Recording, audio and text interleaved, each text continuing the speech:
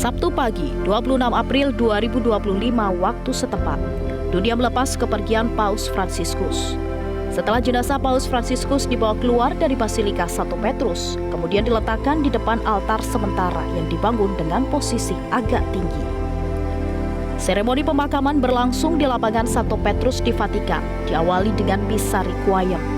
Lebih dari 250.000 orang berkumpul di alun-alun Santo Petrus. Sebagian sudah datang sejak Sabtu dini hari. Selain umat Katolik dan masyarakat umum lain yang hadir untuk memberi penghormatan terakhir kepada Sri Paus Fransiskus, tampak hadir pula sejumlah tokoh dan pemimpin dunia. Presiden Amerika Serikat Donald Trump, Pangeran William dari Inggris, Presiden Ukraina Volodymyr Zelensky, Presiden Prancis Emmanuel Macron, Presiden Brasil Lula da Silva, serta utusan khusus Indonesia Joko Widodo. Misa requiem dipimpin oleh Kardinal Giovanni Battista Re yang berlangsung sekitar 90 menit.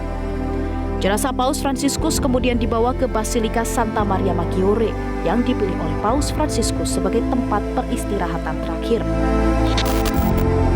Usai prosesi pemakaman Paus Fransiskus, Vatikan memasuki masa berkabung selama 9 hari yang disebut Novem Diales. Pada masa Novem Diales, Vatikan menggelar sejumlah misa yang dipimpin kardinal yang berbeda, sembari menanti pelaksanaan konklav. Para kardinal dari seluruh dunia berkumpul untuk mengadakan kongregasi umum. Kapel Sistina pun ditutup untuk publik sejak 28 April 2025.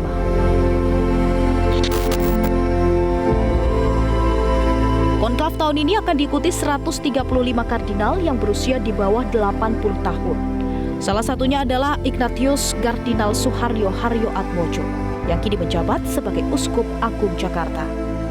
Kardinal peserta konklav berhak memilih dan dipilih sebagai paus, pemimpin tertinggi Gereja Katolik sedunia dan penerus tahta suci Vatikan. Kardinal Suharyo sendiri telah diminta untuk berangkat lebih cepat ke Vatikan oleh Dewan Kardinal. Tidak mempunyai persiapan apa-apa, ikut saja karena saya sudah sering ikut di dalam sinode para uskup, para kardinal.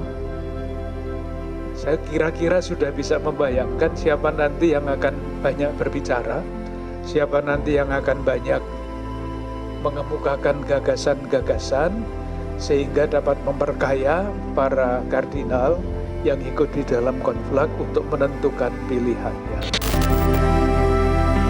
Setidaknya ada 4 kandidat kuat yang disebut-sebut akan menggantikan Paus Fransiskus sebagai pemimpin tertinggi umat Katolik sedunia. 2 kandidat berasal dari benua Eropa dan 2 lainnya dari luar Eropa. Kardinal Luis Antonio Tegel dari Filipina, Kardinal Peter Turkson dari Afrika Barat, Kardinal Peter Erdo dari Afrika, dan Kardinal Pietro Parolin dari Italia. Paus Fransiskus sendiri merupakan paus pertama dalam sejarah yang berasal dari luar benua Eropa, tepatnya dari Argentina di Amerika Selatan. Selama 12 tahun menjabat, salah satu langkah progresif Paus Fransiskus adalah memperkuat nuansa internasionalisme di Vatikan. Apakah Paus berikutnya juga kembali merepresentasikan semangat internasionalisme Gereja Katolik? Kita berharap bahwa konklav kali berikut ini bisa menghasilkan seorang paus yang betul-betul menggarisbawahi internasionalisme Gereja Katolik itu.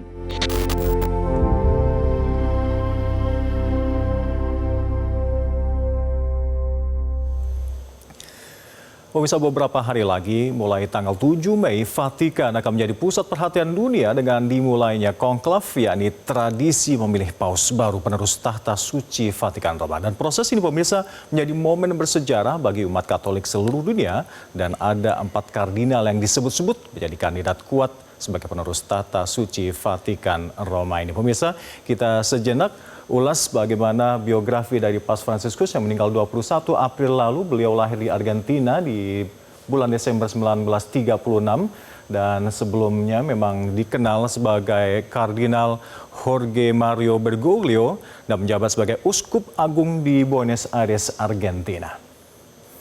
Dan berikut adalah sejumlah kandidat yang digadang-gadang akan menggantikan sosok Paus Fransiskus. yakni ada Kardinal Luis Antonio Joaquim Tagle.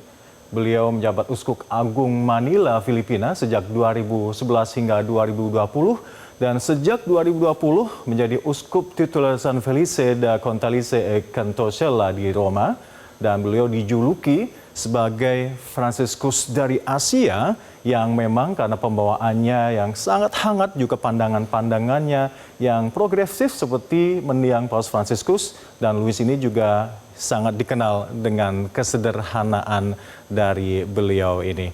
Dan kita punya juga kandidat lainnya, ada sosok Kardinal Peter Kotwo Appiah Turkson. Beliau lahir di Ghana, Afrika, dari keluarga yang beragam lintas iman dan kini menjadi penasehat kunci Paus dalam isu-isu perubahan iklim dan juga keadilan sosial. Turkson ini pemirsa adalah kardinal pertama dalam sejarah Afrika Barat. Banyak yang menilai beliau adalah nantinya akan melanjutkan arah gereja yang lebih terbuka terhadap dunia dan juga beragam tantangan-tantangan kehidupan modernnya. Kandidat pengganti yang lainnya ada sosok Kardinal Peter Erdo yang berasal dari Hungaria. Saat ini beliau menjabat sebagai Uskup Agung di Budapest, dikenal luas sebagai pakar hukum kanonik dan juga tokoh utama dari kalangan konservatif gereja Katolik. Beliau ini dinilai akan bisa mengembalikan gereja kepada akar ortodoksi dan juga stabilitas doktrinal, dan beliau menjadi salah satu tokoh yang sangat dihormati di lingkungan Kuria Roma maupun keuskupan di Eropa. Dan sosok kandidat lainnya ada Kardinal Pietro Parolin yang berasal dari Italia sendiri, dan saat ini beliau menjabat sebagai Sekretaris Negara Vatikan sejak 2013. Figur kunci dalam tubuh Kuria Roma dan juga dikenal sebagai tangan kanan dari Paus Fransiskus dalam berbagai urusan diplomatik dunia. Beliau juga memainkan peran yang sangat penting khususnya dalam dialog dengan Tiongkok terkait dengan penunjukan uskup serta menjalin komunikasi yang aktif dengan berbagai pemerintahan di Timur Tengah khususnya. Dan pemirsa, untuk konklav sendiri kami akan ulas sedikit untuk Anda. Konklav adalah proses dari pemilihan pemimpin gereja Katolik sedunia yang pertama kali digunakan saat Paus Gregorius X pada Juli 1274 lalu. Konklav ini berlangsung sangat rahasia, dan konklav sendiri berasal dari bahasa Latin yakni cum yang bermakna bersama atau dengan, dan kata lainnya claves atau kunci. Konklav biasanya dimulai dari sekitar 15-20 hari setelah Paus meninggal dunia dan berlokasi di Kapel Sistina di dalam komplek Basilika Santo Petrus di Vatikan Roma. Sebelumnya pemirsa, konklav ini dimulai para kardinal melakukan misa terlebih dahulu, yakni misa pro eligendo Romano Pontifice yang akan dipimpin oleh pemimpin Kolegium Kardinal. Dan usai misa, semua yang bukan kardinal pemilih ini harus meninggalkan kapel istana, maksudnya Kapel Sistina. Ya, ini kardinal berusia di atas 80 tahun.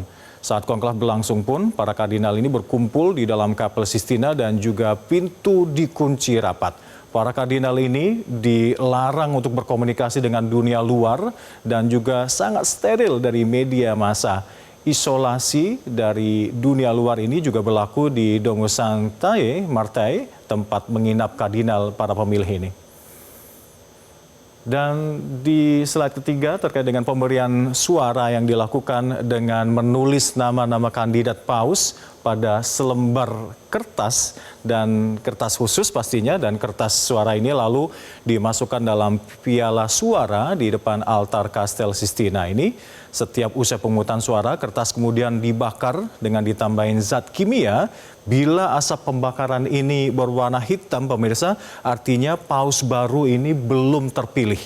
Namun bila asap nantinya berwarna putih, artinya konklav menyepakati satu nama sebagai paus baru. Dan paus yang terpilih ini, pemirsa, harus didukung oleh 2/3 suara dari kardinal pemilih. Namun nama paus baru baru akan diumumkan pada publik setelah yang bersangkutan menyatakan bersedia untuk menjabat dan juga memilih nama yang akan ia gunakan saat menjabat sebagai paus. Jelajahi cara baru mendapatkan informasi. Download Metro TV Extend sekarang.